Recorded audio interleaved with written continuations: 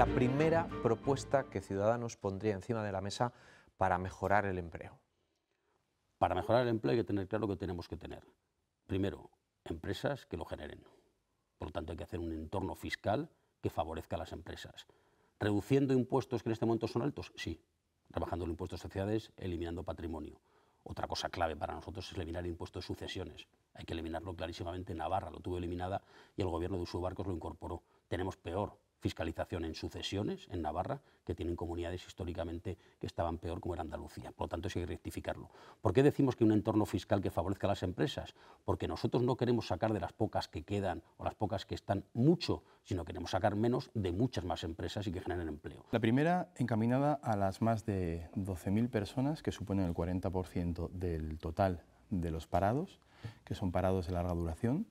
Creo que hay que enfocar un plan específico de empleo para aquellas personas que llevan más de 1 año y 2 años en una situación de desempleo. Por lo tanto, a través de la formación y ajustar al talento senior, que es principalmente lo que hay, este sector, ajustarlo a las necesidades que tiene la empresa en su materia de empleo.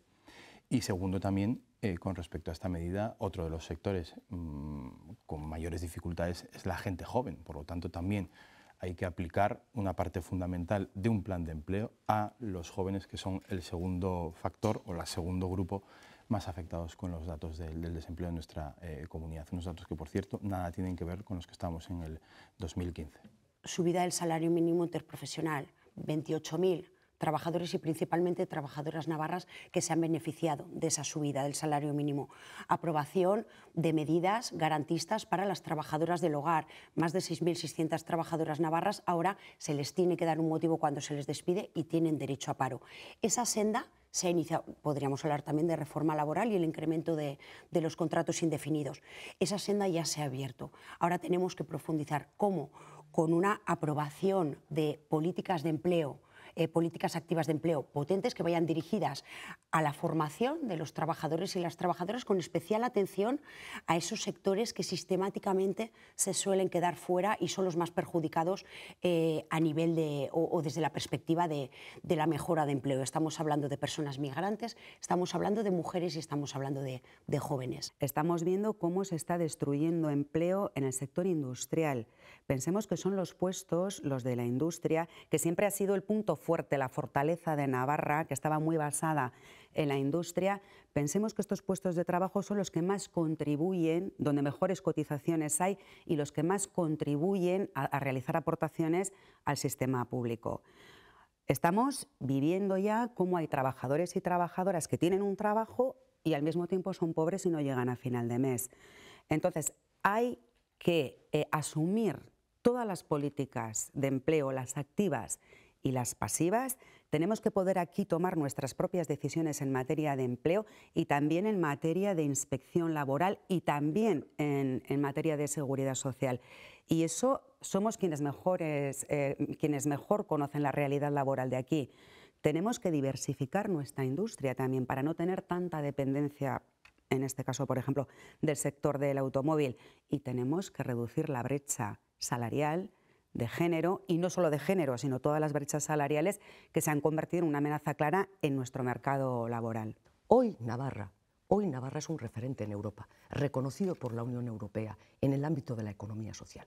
Porque estamos hablando de un ámbito en el que se genera desarrollo económico, se genera empleo con la búsqueda de un beneficio, pero con otros parámetros. Entre el porcentaje en que la búsqueda del beneficio se implica también en la generación de empleo, por ejemplo, en estos ámbitos. Por lo tanto, economía social. Pero busquemos también la generación de empleo en el ámbito de lo que en Navarra es esencial, esa generación de empleo industrial, esa industria que está siendo además uno de los aportes fundamentales de nuestro PIB. No en vano, Navarra es, dentro de las comunidades en el Estado, la comunidad que más porcentaje de PIB industrial tiene en su PIB. En este caso sí que tenemos que incardinarnos y mirar claramente los ejemplos que nos está poniendo Europa en torno a la estrategia de transición ecológica y la digitalización. Tenemos récord histórico de afiliación a la Seguridad Social, 307.000 personas. Están trabajando casi 20.000 personas más que al inicio de la legislatura y tenemos en torno a 1.500 personas menos en situación de desempleo. Yo veo que el señor Esparza se queda con la encuesta, con la EPA, y hoy le he replicado, ¿no? El día de las votaciones, ¿se quedará usted con su encuesta o con las votaciones que den los ciudadanos? Pues esto es lo mismo. Una cosa es una encuesta y otra cosa son los datos reales. Y los datos reales nos dicen la mayor tasa o sea, el mayor número de personas trabajando que en la historia de Navarra y un desempleo que hemos conseguido reducir en torno a 1.500 personas menos que cuando comenzamos la legislatura. Pero como digo, mientras haya personas en desempleo, tenemos nada que hacer. Desde esta legislatura, según la EPA, la encuesta de población activa, Navarra ha pasado de ser la comunidad que menos paro tenía a ser la 9ª que menos paro tiene. Esto es un dato histórico, nunca habíamos estado en esta situación. En Navarra hoy hay 15.200 personas más en el desempleo, según la encuesta de población activa, la EPA, que las que había al inicio de esta legislatura.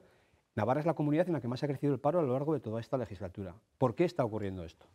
Pues está ocurriendo porque Navarra no es atractiva, porque las empresas se implantan en otras comunidades y el empleo se genera en otras comunidades. Tiene mucho que ver con EH Bildu. EH Bildu es una formación política que ahuyenta a la empresa. Los empresarios no tienen confianza en una comunidad en la que está gobernando y tiene las llaves de las decisiones importantes Euskal Herria Bildu. Eso es algo evidente. La política fiscal está haciendo que Navarra no sea atractiva. Voy a poner un ejemplo muy claro. Números. Impuesto de sociedades. Navarra tiene el impuesto de sociedades al 28%. Las comunidades de régimen común la tienen al 25%. El País Vasco lo tiene al 24%. ¿Y los autónomos que reclaman, entre otras cosas, que la cuota que pagan se ajuste a los ingresos que tengan? ¿Al autónomo qué le pasa? Es cierto, yo tengo una empresa, soy autónomo, empiezo a trabajar, no gano, no tengo ingresos, pero tengo que pagar la cuota. En mi caso, yo cuando tuve que hacerme autónomo, capitalizando el desempleo, lo que ocurría que había una ley que favorecía que el primer año, me parece, pagabas 50 euros de cuota. Pero a la larga, si yo tengo un bache en mi negocio y no tengo ingresos, ¿cómo va a tener que seguir pagando la cuota íntegra? Eso no tiene ningún sentido. Tenemos que tener unas normas y unas leyes que favorezcan que sea progresivo en función, y cuanto más gane, más pague. Eso no tengo ningún problema. Y si me va mejor dentro de unos años, compense lo que no he pagado. Pues puede estar bien, perfectamente, pero está claro que al autónomo hay que, por primera vez, hacerle caso, considerarle que es una persona que tiene que tener los mismos derechos que cualquier trabajador, que el autónomo es una elección, en algunos casos no debería ser tampoco una obligación y por lo tanto que tiene que tener un régimen que le facilite y que no sea al que se le exprime permanentemente, porque vuelve a ser el trabajador autónomo, sobre todo el que tiene una pequeña empresa o se autoemplea, es el gran exprimido de esta sociedad. Navarra tiene más de 50.000 autónomos, ¿no?, que viven, como digo, de su trabajo propio, por lo tanto también hay que hacer unas medidas específicas que lo que nosotros planteamos es para nuevos autónomos una eliminación de la cuota, para mayores de 55 también reducir la cuota, una cuota mínima para todos y algo fundamental. ¿Una cuota mínima aunque no facturen? Una cuota mínima siempre, porque el autónomo, claro, también requiere de muchísimos gastos, por lo tanto hay que hacer, como digo, hay que facilitar también el emprendimiento entre la gente joven y hay que poner las cosas fáciles. Hay que poner las cosas para que los autónomos generen empleo, también creen puestos. Si un mes le va mal, bueno, pues entonces habrá que analizar la cuota, como digo, en base al ingreso, pero insisto, si tú tienes una cuota establecida con un mínimo y con una ayuda, es la garantía de que puede funcionar. Y luego algo que considero que es fundamental, el mentoring. Hay muchos autónomos que tienen dificultades, entonces lo que tiene que hacer el gobierno, las instituciones, es acompasar para también haber un cambio en el módulo, en la forma de reinventarse. Y creo que el gobierno tiene que hacer una colaboración. Y fundamental, una escuela de emprendimiento que acompase a los nuevos autónomos. Yo creo que los autónomos y las autónomas es un sector que constantemente se pone en agenda cuando llega la campaña electoral. Pues entiendo yo que es un sector pues, que resulta interesante a las distintas formaciones políticas atraerlos, pero que luego a la hora de la verdad no se adopta ningún tipo de medida que ayude a la sostenibilidad de esos negocios y de esas empresas. Yo he sido durante casi 20 años autónoma, yo soy abogada de profesión y desde luego creo que queda mucho por andar y por trabajar en cuanto a la cobertura mínima que también merecen los autónomos, además de la pequeña y mediana empresa. Son los grandes olvidados, yo creo. No es lo mismo un autónomo o una autónoma que pueda facturar al año 100.000 euros que una pequeña autónoma que tengan un negocio pequeño, y creo que hay que realizar una discriminación siempre positiva en favor de quien peores condiciones tenga y más dificultades tenga para afrontar el día a día. Por eso creo que cuando hablamos de autónomos y autónomas no podemos meter tampoco a todo el mundo en el mismo saco. Hay que recuperar las nuevas generaciones y en las nuevas generaciones, lógicamente, también buscar el trabajo en autónomos. Sí es cierto que hay que reforzar la capacidad de fiscalidad y hay que reforzar el empeño de las políticas de ayudas que en ocasiones parece que quedan en manos de las grandes corporaciones o que quedan jugando a favor y al viento de los grandes proyectos. No, yo creo que en eso acierta el Departamento de Desarrollo Económico cuando hace una apuesta especial por pymes y por autónomos en materia de ayudas y sobre todo para la consolidación de sus proyectos. Nosotros también con medidas fiscales estamos beneficiando, ¿no?, que haya sobre todo el emprendimiento, pero sí que tengo que decir que atendimos también a las personas autónomas en la situación de la pandemia. Creo que fueron en torno a 25 millones de euros de ayudas en la situación en el peor momento de la pandemia y que creo que fueron muy bien recibidas por los autónomos. Creo que también es un reto para la Administración mejorar todo lo que tiene que ver con las tramitaciones administrativas, porque eso es verdad que para convocatorias de ayudas, etcétera, pues casi echa un poco para atrás, ¿no? Bueno, si toda la documentación que tienes que presentar, más luego la justificación, entonces creo que es un reto de la propia Administración la simplificación de las tramitaciones administrativas, no solo para las personas físicas, sino incluso cuando hablamos con ayuntamientos y se tienen que presentar a convocatorias, también se quejan un poco de estas dificultades. Sobre todo al inicio, que es una cuota cero, los dos primeros años, que me parece que es fundamental. Es decir, hay que ayudar a quien se arriesga, hay que ayudar a quien se la juega. Nosotros creemos en la gente que emprende. Para nosotros es una riqueza. A esa gente hay que poner una alfombra roja.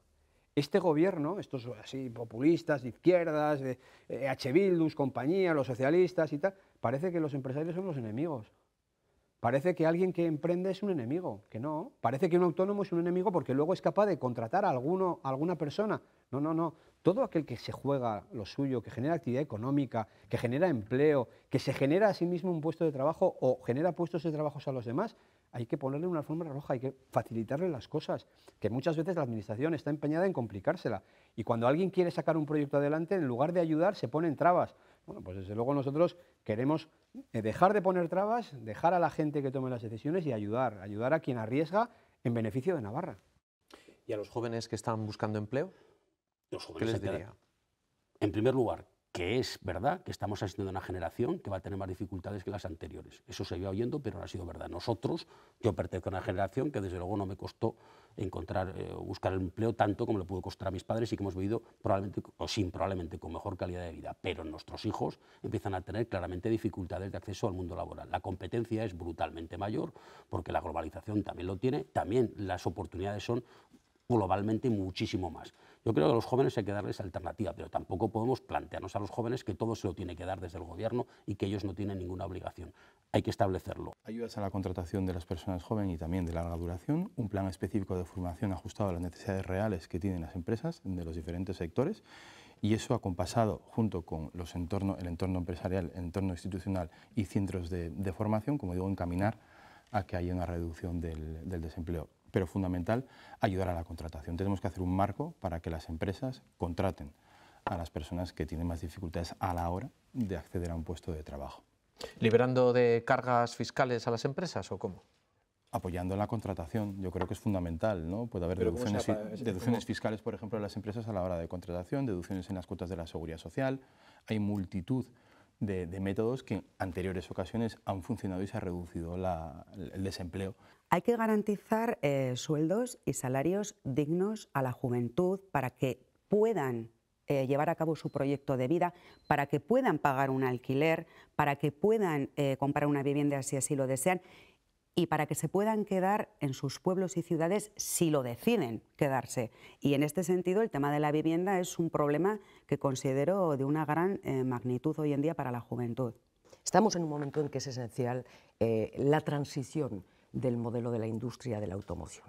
Y en esto Navarra está muy implicada. Y en esto creo que el esfuerzo que se está haciendo desde el Gobierno de Navarra en todos sus ámbitos, lógicamente con el impulso esencial del Departamento de Desarrollo Económico, tenemos, como digo, en esa transición que ser parte activa y muy capaz. Y eso genera empleo y genera certidumbre a las nuevas generaciones. Pero no podemos quedarnos ahí, tenemos que buscar alternativas que, como digo, en estos momentos están claramente en esa transición de la que hablaba antes, en la economía circular. Bueno, la formación es clave.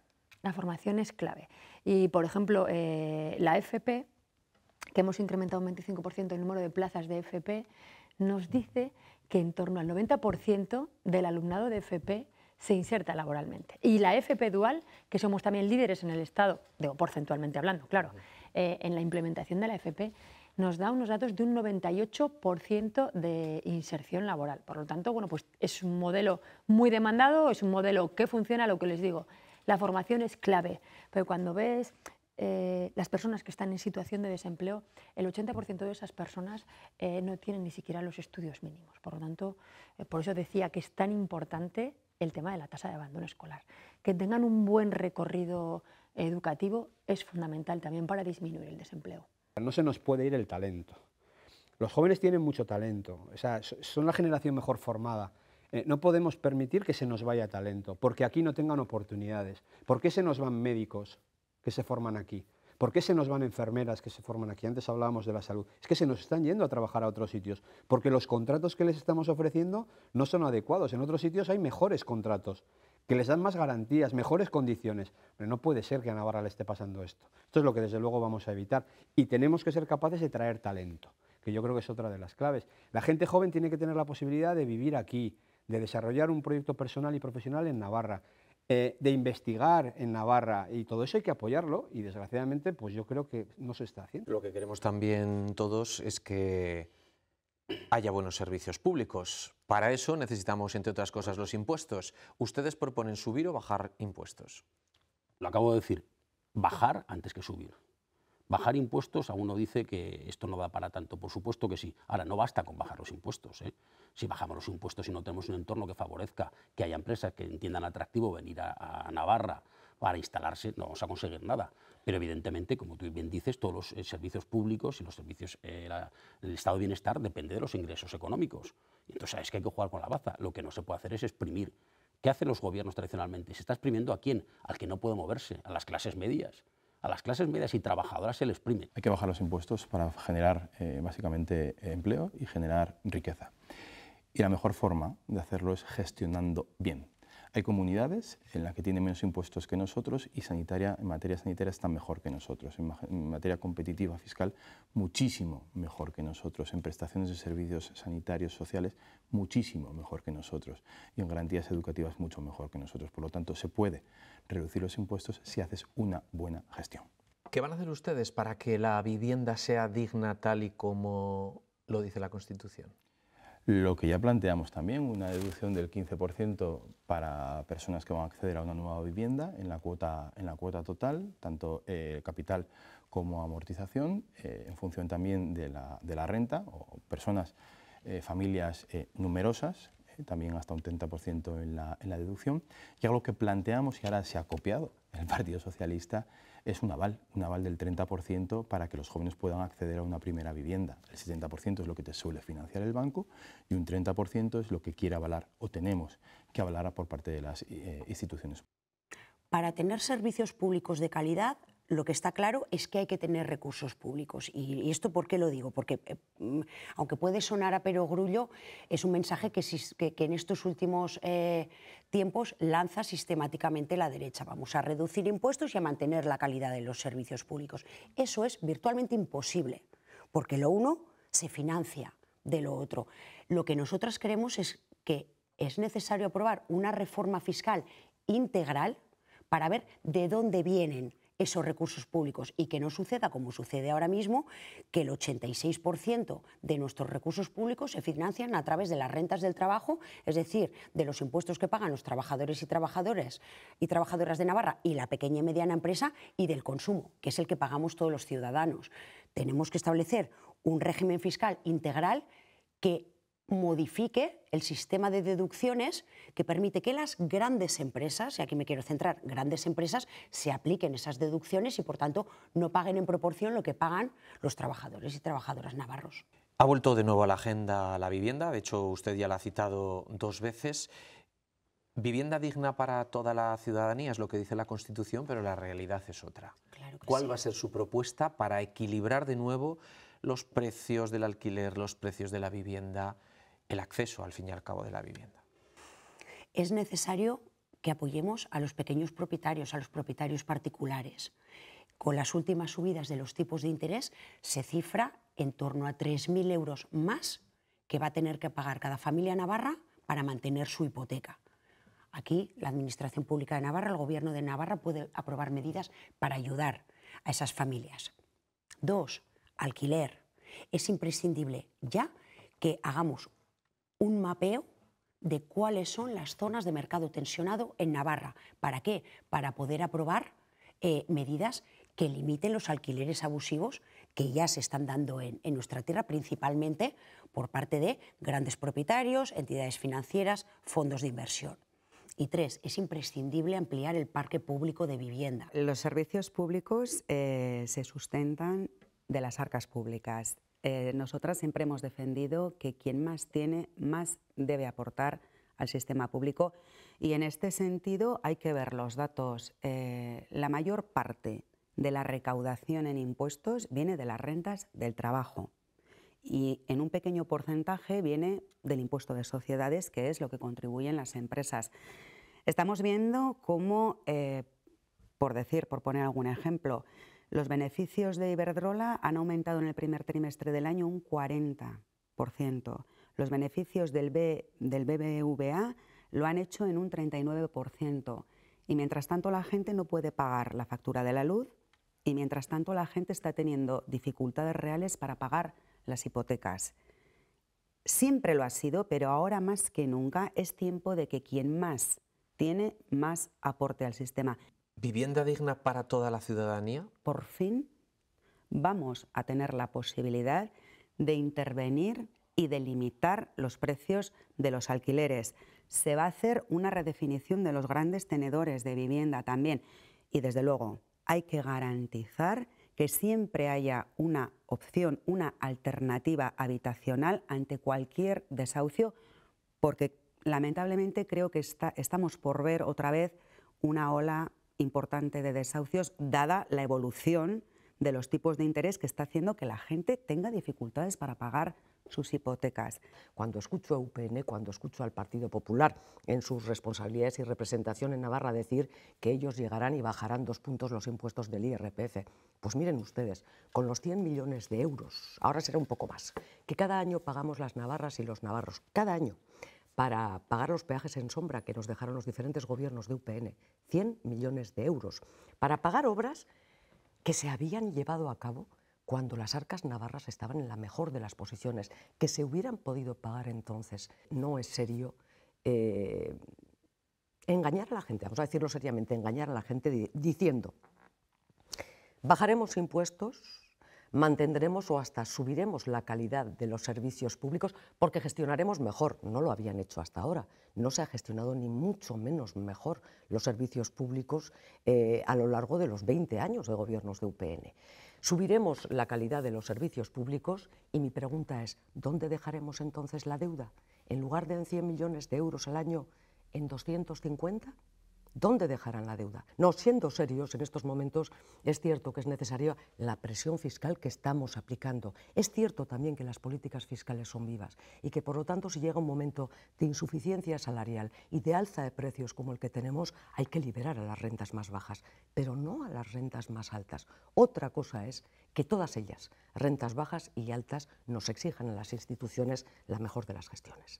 ¿Cómo se puede conseguir modificar el precio de la vivienda? El alquiler, vivienda de cualquier tipo. Evidentemente, para que sea accesible a todo el mundo. Evidentemente hay que entrar a ser competitivo también desde la administración pública. Por eso era tan importante, por eso en esta legislatura como en la pasada, el Departamento de Vivienda viene trabajando, por ejemplo, con los ayuntamientos. ¿Para qué? Entre las instituciones públicas trabajemos conjuntamente y además de una manera definitiva en la consecución de suelo para que entre ayuntamiento y gobierno podamos llegar a ofrecer en el mercado de vivienda, pero lógicamente en el mercado con unas condiciones de protección de vivienda, en el acceso que debe tener, digamos, la población más vulnerable, empezando por la más vulnerable, y cuando hablamos de la más vulnerable, hablamos también de jóvenes que tienen unos sueldos muy básicos. ¿Pero tienen que pagar más los que más tienen o tiene que pagar todo el mundo en su justa medida? Tiene que ser progresiva.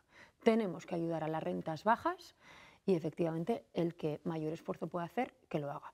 Como digo, la fiscalidad tiene que garantizarnos dinamismo económico, lo hacemos con ayudas también directas a empresas y a través de la fiscalidad, pero también garantizar unos buenos servicios públicos. Y es que, claro, si no hacemos una buena fiscalidad, no podemos hacer convocatorias de ayudas a las empresas, ni convocatorias de ayudas a los autónomos, ni ayudas para el sobrecoste energético, ni podemos financiar nuestros servicios públicos, que, por cierto, son de calidad. La Constitución dice que se tiene que garantizar la vivienda digna. Esta legislatura hemos incrementado el parque de vivienda pública con viviendas de protección oficial, llegando a la planificación de unas 11.000, pero queremos al final de legislatura llegar a 15.000.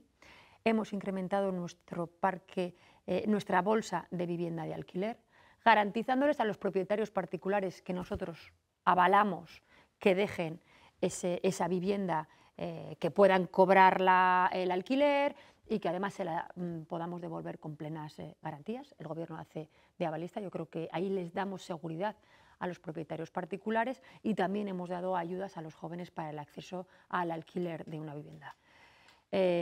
Tenemos que seguir trabajando en esa misma línea. La política fiscal está haciendo que Navarra no sea atractiva.